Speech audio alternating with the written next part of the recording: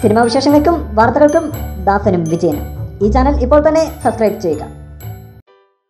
താരജാടകളില്ലാതെ എല്ലാവരുടെയും മനസ്സിൽ പ്രിയങ്കരനാവുകയാണ് തമിഴകത്തിൻ്റെ പുത്തൻ താരോദയം വിജയ് സേതുപതി. കഴിഞ്ഞ ദിവസം വിജയ് സേതുപതിയുടെ സിംപ്ലിസിറ്റി വിളിച്ചോതുന്ന മറ്റൊരു സംഭവം ഉണ്ടായി. മലയാളം നടൻ രാജേഷ് ശർമ്മയ്ക്കെത്തിയ ഒരു ഫോൺ കോൾ. തമിഴകത്തിൻ്റെ സൂപ്പർ താരം വിജയ് സേതുപതിയുടെ വിളിയായിരുന്നു അത്.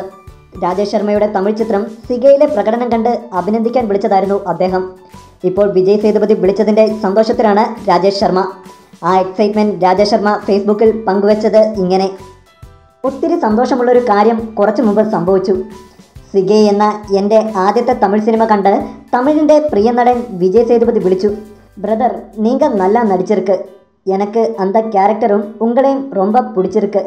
കുറച്ചു നേരത്തേക്കെൻ്റെ ശ്വാസം നിന്നുപോയി. ഉച്ചമയക്കത്തിൽ കണ്ട സ്വപ്നമായിരുന്നോ അത്? മുന്നിൽ വന്നു നിന്ന ഭാര്യ എൻ്റെ തമിഴിലുള്ള പേച്ചും വെപ്രാളവും കണ്ട് തുറച്ചു നോക്കി. ഞാൻ പറഞ്ഞു, വിജയ് സേതുപതി. ഞാൻ അവളുടെ കയ്യിലേക്ക് ഫോൺ കൊടുത്തു.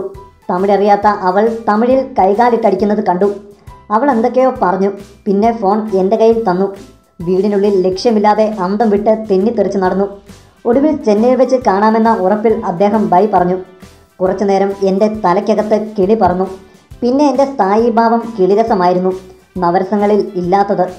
ഞാൻ എൻ്റെ മോളോട് പറഞ്ഞു, മോളെ, പപ്പയെ വിജയ് സേതുപതി വിളിച്ചു. വാ പപ്പയെ, നമുക്ക് ഷട്ടിൽ കളിക്കാം. തമിഴ് നടികർ ബോധമില്ലാത്ത പെണ്ണ്. സിംഗെ കണ്ട് എന്നെ വിളിക്കാൻ തോന്നിയ ആ വലിയ മനസ്സിനോട് ഒത്തിരി സ്നേഹം, രാജേഷ് ശർമ്മ ഫേസ്ബുക്കിൽ കുറിച്ചു.